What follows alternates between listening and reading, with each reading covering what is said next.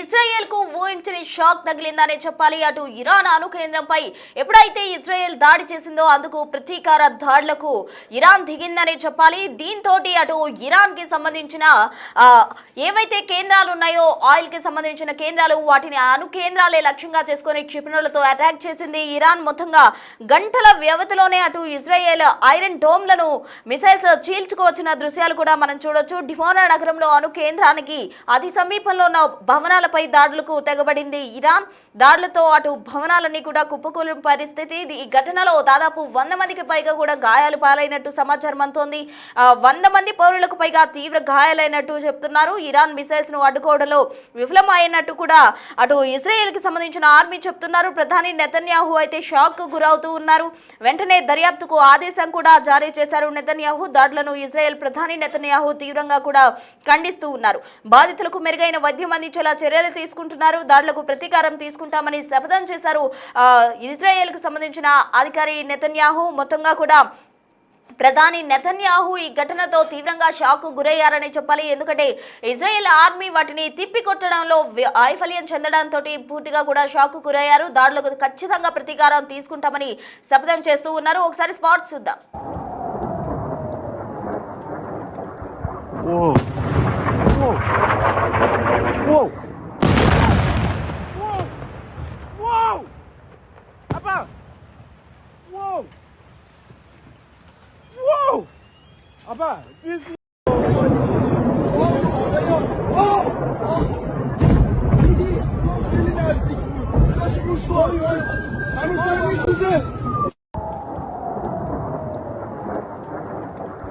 Whoa! Whoa! Whoa! Whoa! Abba! Whoa! Whoa!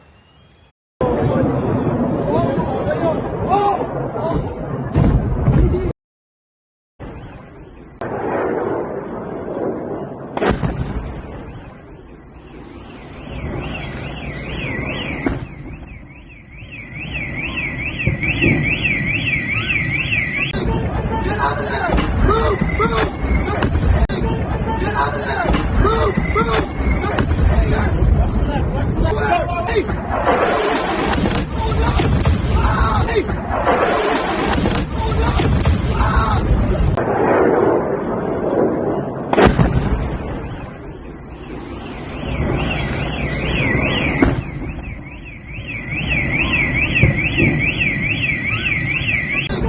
Get out of there!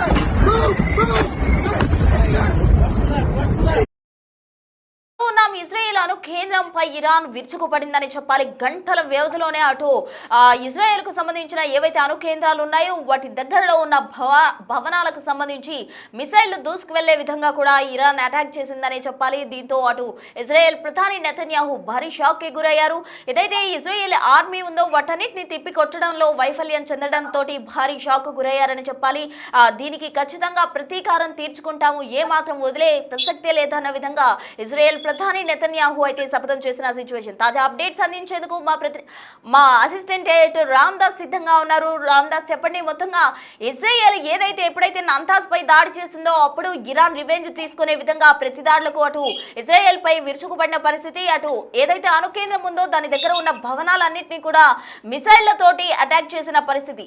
ఇప్పుడు ప్రధాని Netanyahu అటు ఖచ్చితంగా దీనికి రివెంజ్ ఖచ్చితంగా తీర్చుకుంటామన్న విధంగా కూడా శపథం చేస్తున్నారు. ఎలా ఉండబోతున్నాయి పరిణామాలు? శనివారం నాడు నతాంజ్ న్యూక్లియర్ సెంటర్ పై ఎప్పుడైతే యుఎస్ అండ్ ఇజ్రాయెల్ రెండు కలిసి జాయింట్ స్ట్రైక్స్ చేశాయో అప్పటి నుంచి మళ్ళీ రిటాలియేషన్ స్ట్రైక్స్ మొదలయ్యాయి. ఆదివారం అంటే శనివారం అర్ధరాత్రి నుంచి ఆదివారం వరకు కూడా ఇవాళ వరకు కూడా దాదాపు 7 సార్లు అటాక్ జరిగింది. సదరన్ ఇజ్రాయెల్ ఉన్నటువంటి డిమోనా సిటీ అలాగే దాంతో పాటు అరద్ సిటీ, ఈ 2 సిటీలపై భీకర దాడులు జరుగుతున్నాయి. ముఖ్యంగా డిమోనాలో నెగెవ్ న్యూక్లియర్ రీసెర్చ్ సెంటర్ ఉంటుంది ఆ ప్రాంతంలో. సో అక్కడ అణు కేంద్రాలకు సమీపంలోనే ఈ హైపర్సోనిక్ మిసైల్స్ తో ఇరాన్ విరుచుపడింది. 7 టైమ్స్ ఇప్పటి వరకు అటాక్స్ జరిగినాయంటే అర్థం చేసుకోవచ్చు రాత్రి నుంచి ఎంత భీకరంగా దాడులు చేస్తుందో, ఎంత ప్రతీకార దాడులు ఎంత అగ్రెసివ్ గా చేస్తుందో మనం అర్థం చేసుకోవచ్చు. ప్రస్తుతానికైతే 100 మందికి పైగా గాయపడ్డట్టుగా మనకు నివేదికలు ఉన్నాయి. సో క్యాజువాలిటీ సంబంధించి ఇంకా దాదాపు అందులో పదుల సంఖ్యలోనే చనిపోయినట్టుగా కూడా వార్తలు వస్తాయి. దీనికి సంబంధించి ఇంకా పూర్తి నిర్ధారణ అయితే ఇజ్రాయెల్ చేయలేదు, కానీ చాలా మంది తీవ్రంగా గాయపడ్డారు. ఇవి మిస్ఫైర్ అయ్యాయి. ప్రధానంగా ఇవన్నీ కూడా ఎక్కడ ఇజ్రాయెల్ దీన్ని ఇంటర్సెప్ట్ చేయలేకపోయింది. ఇజ్రాయెల్ దగ్గర నుండి ఐరన్ డోమ్ కావచ్చు, అలాగే డేవిడ్ స్లింగ్ కావచ్చు, ఆరో 1 ఆరో 2 అలాగే ఐరన్ బీమ్ లాంటి వ్యవస్థలు కూడా వీటిని అడ్డుకోలేకపోయినాయి. ఎక్కడో ఏదో ఏమరపాటు జరిగింది, మొత్తం మీద అక్కడ వాటిని అడ్డుకోలేకపోయి ఇప్పుడు దీని మీదనే ప్రైమ్ మినిస్టర్ బెంజమిన్ నెతన్యాహు చాలా సీరియస్ గా ఉన్నారు. దీని మీద దర్యాప్తు కూడా ఆదేశించారు. ఐడిఎఫ్ అయితే క్లెయిమ్ చేసింది డెఫినెట్ గా ఈ డిమోనాపై హైపర్సోనిక్ బాలిస్టిక్ మిసైల్స్ తో ఇరాన్ విరుచుకుపడింది, దట్ టు 7 times. సో ఇప్పటికైతే న్యూక్లియర్ సెంటర్ సంబంధించి ఎట్లాంటి డ్యామేజ్ జరిగినట్టుగా రిపోర్ట్స్ అయితే లేవు. రేడియేషన్ లీకేజ్ సంబంధించి కూడా ఎట్లాంటి ఇబ్బందులు లేవు. సో అంతా సేఫ్ గా ఉన్నారు, అట్లాంటి ఇబ్బంది ఏం లేదని చెప్తుంది ఇజ్రాయెల్ గవర్నమెంట్. బట్ దీనికి ఖచ్చితంగా ప్రతీకారం అయితే ఖచ్చితంగా ఉంటుందంటూ ఇజ్రాయెల్ ప్రధాని బెంజమిన్ నెతన్యాహు చెప్తున్నారు. అంత భీకర దాడులు ఇటీవలి కాలంలో ఇజ్రాయెల్ పై ఎప్పుడు జరగలేదు. వరుస మిసైల్ 7 సార్లు వరుసగా hypersonic missiles, ballistic missiles, intercontinental ballistic missiles, that Fattah, Khorramshahr వంటి మిసైల్స్ ఇవి చాలా వేగంతో, ధ్వని వేగంతో వెళ్లే మిసైల్స్. వీటిని even David sling, iron dome కూడా అడ్డుకోలేకపోయాయంటే మనం అర్థం చేసుకోవచ్చు ఎంత భారీ స్థాయిలో మిసైల్ వర్షం కురిసిందో. సో ఆ రకంగా అక్కడంతా కూడా విధ్వంసం కనబడుతోంది. సో ఇవన్నీ కూడా ఒక 3 స్టోరీడ్ బిల్డింగ్ అంతా కూడా కుప్పకూలిపోయింది, వందల సంఖ్యలో గాయపడ్డారు. ఇంకా ఎంతమంది చనిపోయారు అనేది రిపోర్ట్స్ తెలియాల్సింది. సో దీన్ని బట్టి మనం అర్థం చేసుకోవచ్చు మధ్యప్రాచ్యంలో పరిస్థితులు ఎంత దారుణంగా ఉన్నాయో, ఒకసారిగా ఉద్రిక్తతలు ఎంత తీవ్రంగా ఉన్నాయో అర్థం చేసుకోవచ్చు. ఇరాన్ తాజాగా ఇజ్రాయెల్ పై విడిచిపడ్డ పరిస్థితి మనకు కనబడుతోంది. ఇక్కడ కీలకమైన పరిశోధన కేంద్రాన్ని టార్గెట్ గా చేసుకుని ఈ దాడులు జరిగినట్టుగా మన సమాచారం. అయితే క్షిపణులు ఆ పరిశోధన కేంద్రాన్ని నేరుగా తాకపోయినా సమీప భవనాలపై పడ్డాయి. దీంతో అన్ని కేంద్రానికి అయితే ఎలాంటి నష్టం జరగలేదని వెల్లడిస్తాయి, కానీ పౌరుల నివాస ప్రాంతాలు లక్ష్యంగా మారడంతో రామదాస్, ఇప్పుడిప్పుడే యుద్ధం ఒక ఎండ్కి వస్తుంది అని అంతా ఊపిరి పీల్చుకుంటున్న సమయంలో ఈ దాడులు ఏ విధంగా చూడాలంటారు? అసలు ఇప్పుడే ఈ ఎండ్ కార్డ్ పడుతుంది ఈ యుద్ధానికి అని అందరూ కూడా ఊపిరి తీసుకుంటున్న సమయంలో మరోసారి దాడులు, ప్రతి దాడులు ఎక్కువగా భీకర రూపం దాలుస్తున్న క్రమంలో ఎలా ఉండబోతున్నాయి అంటారు పరిణామాలు? ప్రపంచ దేశాలపై ఎఫెక్ట్ ఎలా ఉంటుంది? ఖచ్చితంగా యుద్ధం రోజు రోజుకి పెరుగుతుంది, తీవ్ర రూపం దాల్సింది. ఎక్కడ ఊపిరి పీల్చుకునే పరిస్థితి లేదు దారుణంగా. ఎందుకంటే ప్రతీకార దాడులు అంతకంత పెరుగుతున్నాయి ఇరాన్ వైపు నుంచి. ఎందుకంటే ఎక్కడో ఉన్నటువంటి డియాగో గార్సియా, హిందూ మహాసముద్రంలో ఉన్న డియాగో గార్సియానే ఏకంగా టార్గెట్ చేశారు. 4000 కిలోమీటర్ల వరకు కూడా ICBM లను, ఇంటర్ కాంటినెంటల్ బాలిస్టిక్ మిసైల్స్ ని అక్కడ నుంచి ప్రయోగిస్తారంటే అర్థం చేసుకోవచ్చు. అంటే అక్కడ UK స్థావరం ఉంది చాగోస్ దీవుల్లో, సో అక్కడికి కూడా టార్గెట్ చేశారంటే దీన్ని బట్టి మనం అర్థం చేసుకోవచ్చు. ఈవెన్ దో యూరోప్ ని కూడా టార్గెట్ చేస్తారు, ఈవెన్ లండన్, ప్యారిస్ ఇవన్నీ కూడా టార్గెట్ కావచ్చు అవసరమైతే కనుక. సో ఇవన్నీ కూడా 3000 కిలోమీటర్ల దూరంలోనే ఉన్నాయి. డెఫినెట్ గా యుద్ధం అనేది ప్రతీకార దాడులతో భీకరంగా కొనసాగుతుందని చెప్పాలి. ఓవైపు గల్ఫ్ నేషన్స్ అన్ని కూడా రస్ లఫాన్ కావచ్చు, ఆరామ్కో కావచ్చు, అలాగే ఇవన్నీ కూడా దెబ్బతిన్నాయి. చమురు రిఫైనరీలు, శుద్ధి కేంద్రాలన్నీ కూడా ఇప్పటికే ఓవైపు చమురు కేంద్రాలన్నీ కూడా దెబ్బతినడంతో ఓవైపు దానివల్ల ధరలు పెరిగాయి. ఒక రకంగా ప్రపంచ మార్కెట్ అంతా కూడా కుదేలవుతున్న పరిస్థితి కనబడుతోంది. ప్రపంచ దేశాల నుంచి ఒత్తిడి పెరుగుతుంది. మరోవైపు నాటో దేశాలు స్పందించడంతో అటు అమెరికా ఒంటరిగా బంకర్ బస్టర్ బాంబులతో అక్కడ వాళ్ళు ఫైట్ చేస్తున్నారు. అంతేకాదు మెరైన్ కమాండోలు కూడా ప్రస్తుతం గల్ఫ్ ఆఫ్ పర్షియాకి చేరుకున్న పరిస్థితి. ఇంకా రాను ఇది పెరిగే అవకాశం ఉంది, కానీ తగ్గే అవకాశం అయితే కనిపించట్లేదు. భీకరంగా ఇప్పుడు దీనికి ప్రతీకారంగా ఇజ్రాయెల్ మళ్ళీ భీకర దాడులు చేసే అవకాశం ఉంది, లక్షిత దాడులు చేసే అవకాశం ఉంది. ఖచ్చితంగా నిన్న జరిగినటువంటి దాడుల్లో అక్కడ ఉన్నటువంటి బాలిస్టిక్ మిసైల్స్ సంబంధించినటువంటి లాంచ్ ప్యాడ్లను టెహరాన్ కావచ్చు, దాని సమీపంలో ఉన్న ప్రాంతాల్లో విధ్వంసం చేయగలిగింది.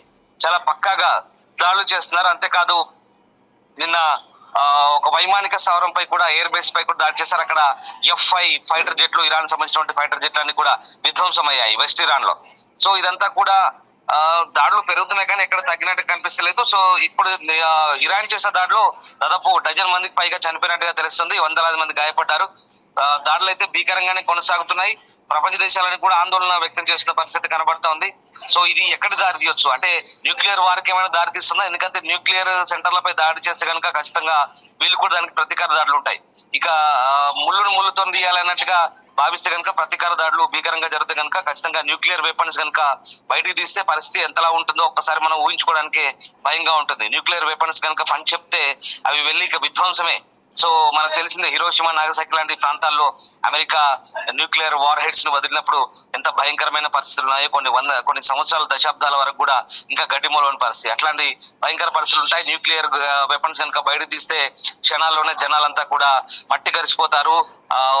వెంటనే గాలి పీల్చినా లేదా ఆ రేడియేషన్ లీకేజ్ అయినా విపరీతమైన సమస్య ఉంటుంది. శ్వాసకోశ వ్యాధులతో మృత్యువాత పడతారు.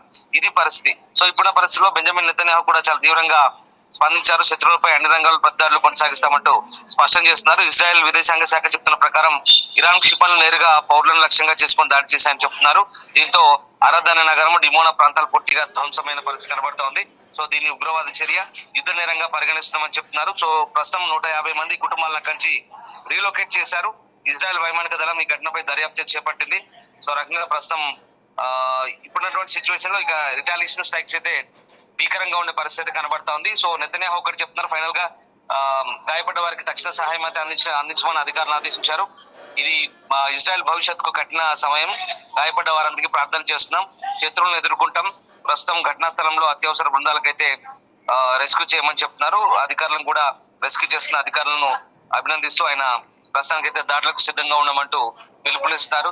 సో ఒకటైతే మనకు క్లియర్ గా అర్థమవుతుంది, ఇజ్రాయెల్ ఎయిర్ డిఫెన్స్ సిస్టమ్ అడ్డుకోలేకపోయింది. డేవిడ్ స్లింగ్ కావచ్చు, ఆరో 1, ఆరో 2, ఐరన్ డోమ్, ఐరన్ బీమ్ ఇవన్నీ కూడా అవసరమైతే అంతరిక్షంలో కూడా మిసైల్స్ ని అడ్డుకునే సామర్థ్యం ఉన్నటువంటి డేవిడ్ స్లింగ్ లాంటి వ్యవస్థలు కూడా ఇక్కడ ఏం చేయలేకపోయాయంటే కొంత వైఫల్యం అని చెప్పాలి. దీనిపై దర్యాప్తు జరుగుతుంది. Okay Ramadas, thank you. So చూసినా మొత్తంగా భవనాలన్నీ కూడా కుప్పకూలిపోయిన పరిస్థితి. దీంతో సామాన్య ప్రజలు ఎక్కువగా ఎఫెక్ట్ అయ్యారు. అయితే ఇజ్రాయెల్కి సంబంధించిన డిఫెన్స్ సిస్టమ్ వాటిని డిఫెండ్ చేయడంలో వైదొలిగాయి కాబట్టి దీనికి సంబంధించి అటు ప్రధాని నెతన్యాహు అయితే సీరియస్ యాక్షన్ కి కూడా ఆదేశాలు జారీ చేశారు. ఏ విధంగా జరిగింది, ఎలా జరిగింది అన్న దానికి సంబంధించి ఒక నివేదిక రావాలంటూ కూడా ఆయన చెప్పిన పరిస్థితి. మొత్తంగా ఇరాన్ కు మాత్రం దీనికి ప్రతీకారం తప్పకుండా తీసుకుంటామంటూ కూడా ఆయన శపథం చేశారు.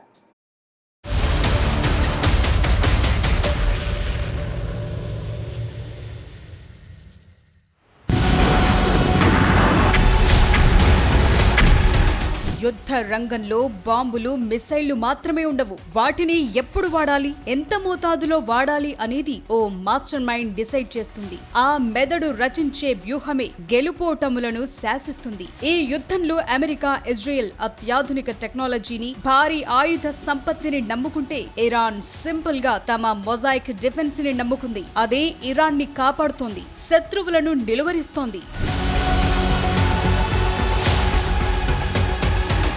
సాధారణంగా ఏదైనా దేశం పైన దాడి జరిగినా ఆ దేశ సైన్యం ఓ సెంట్రలైజ్డ్ కమాండ్ ద్వారా స్పందిస్తుంది. కానీ ఇరాన్ అనుసరిస్తున్న మొజాయిక్ డిఫెన్స్ ఇందుకు భిన్నం. ఇరాన్ తన సైనిక శక్తిని స్వయం ప్రతిపత్తి గల యూనిట్లుగా విభజించింది. ఒకవేళ ప్రధాన కమాండ్ సెంటర్ ధ్వంసమైన ఈ చిన్న విభాగాలు స్వతంత్రంగా నిర్ణయాలు తీసుకుని శత్రువుపై దాడి చేస్తాయి. శత్రువుకు చిక్కకుండా దొరికిన చోటల్లా దెబ్బతీయటమే ఈ వ్యూహం ఉద్దేశం. ఇరాన్ తన పర్వత ప్రాంతాలను, సముద్ర తీరాలను మొజాయిక్ డిఫెన్స్ కు అనుగుణంగా మార్చుకుంది. అమెరికా లాంటి దేశాలతో యుద్ధం చేయటం అంటే అది సూసైడ్ లాంటిదేనని ఇరాన్ కు తెలుసు. అందుకే ఆ దేశం చాలా తెలివిగా వ్యవహరిస్తోంది. 100 కోట్ల విలువైన అమెరికా యుద్ధ నౌకలను, మిసైళ్లను, లక్షలు విలువ చేసే సూసైడ్ డ్రోన్లు, స్పీడ్ బోట్లతో ఎదుర్కొంటోంది. ఇజ్రాయెల్ దగ్గర ఐరన్ డోమ్ ఉండొచ్చు, అమెరికా దగ్గర F-35 లాంటి స్టెల్త్ ఫైటర్ జెట్స్ ఉండొచ్చు. కానీ ఇరాన్ తన దగ్గరున్న పరిమిత ఆయుధాలతో, సూసైడ్ డ్రోన్లు, మిసైళ్లతోనే 2 దేశాలను సవాల్ చేస్తోంది.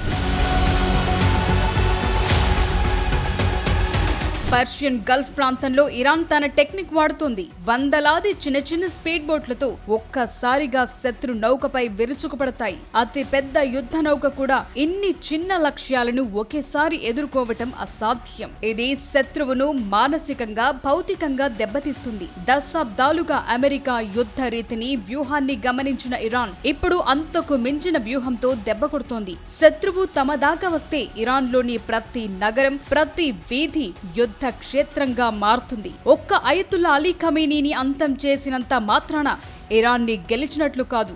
మొత్తం దేశమే ఓ పజిల్లా ఉంది. ఇప్పుడు దీన్ని ఛేదించడం అమెరికా, ఇజ్రాయెల్ వల్ల కావట్లేదు.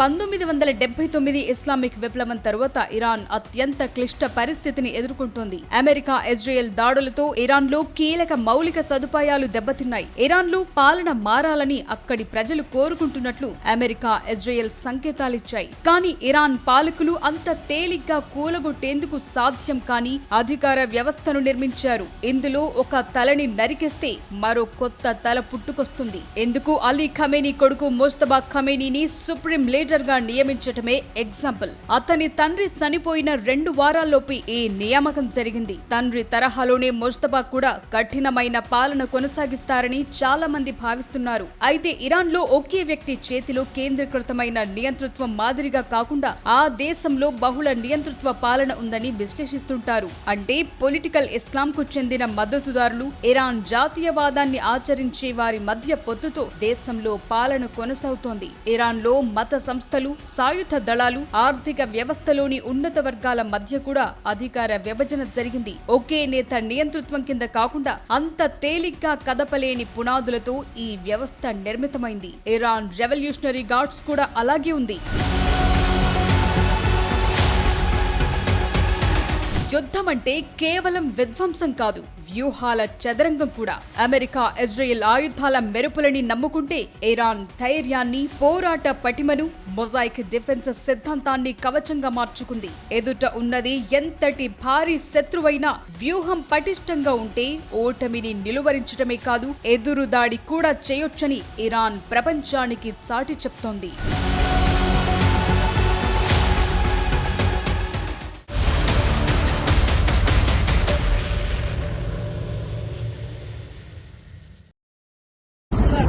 Jesus, they're everywhere! They're sweeping the whole base!